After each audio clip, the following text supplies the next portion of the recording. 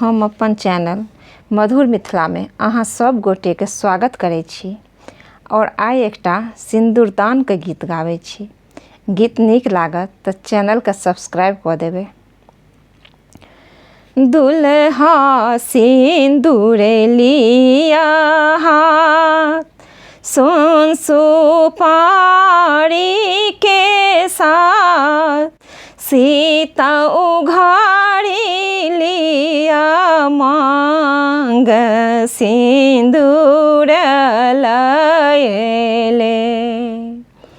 सीता उघाड़ी लिया मांग, सिंदूर लयले। दुल्हा सिंदूर लिया हाथ, सोन सुपारी के साथ, सीता उघाड़ी लिया मांग, सिंदूर लयले। सीता उघाड़ी लिया मांग, सिंदूर लयले।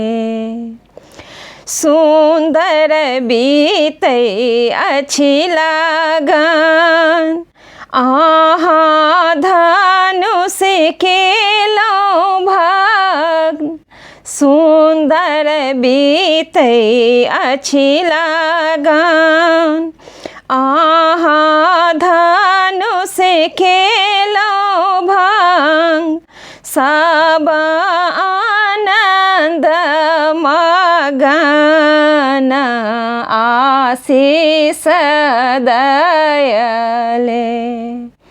सब आनंद मगन, आशीष दयले।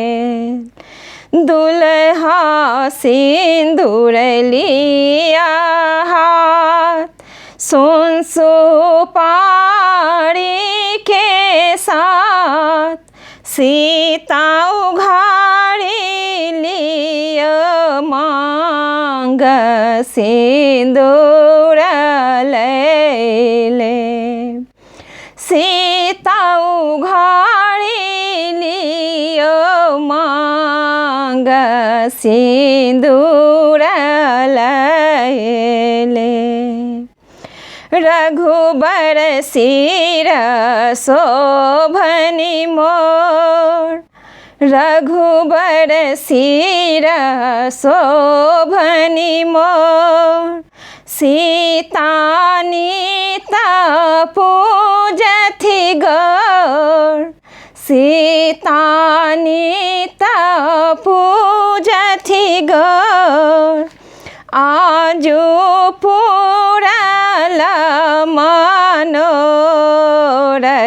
नरपति होइले। आजु पूरल मनोरथ,